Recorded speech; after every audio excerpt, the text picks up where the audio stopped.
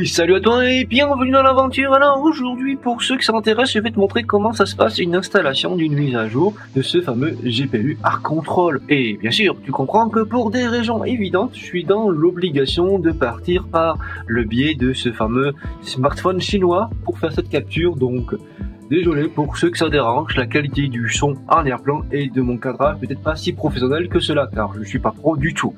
Bon, le principal, c'est que tu comprends que depuis la première version de mise à jour disponible et aujourd'hui en 2025, on a fait un très beau chemin aujourd'hui. Sache que tu n'es pas dans l'obligation, tout simplement d'utiliser l'interface de ce fameux soft que tu vois, car tu peux laisser tout simplement Windows mettre à jour ton GPU. Bien sûr, tu n'auras pas le dernier GPU sorti, tu auras l'avant-dernier entre parenthèses. Mais ça fonctionne pour ceux qui ont vraiment la flemme.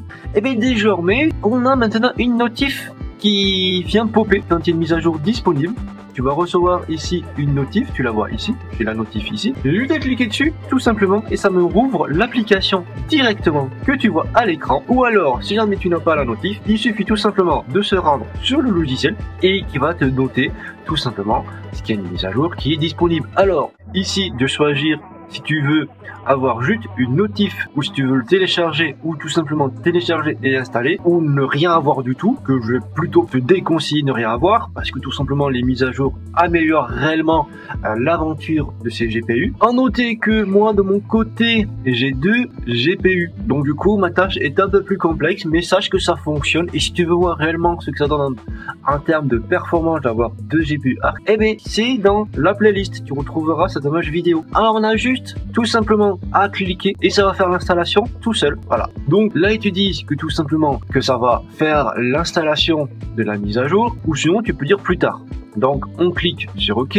On a une petite fenêtre pour nous dire est-ce que tu autorises réellement à faire la mise à jour? Oui, j'autorise. OK. Et ensuite on devrait avoir l'interface qui va arriver. Alors des fois ça prend plus ou moins de temps entre parenthèses, ça dépend des périodes, c'est rapide, il y a des périodes où c'est un petit peu plus long, voilà.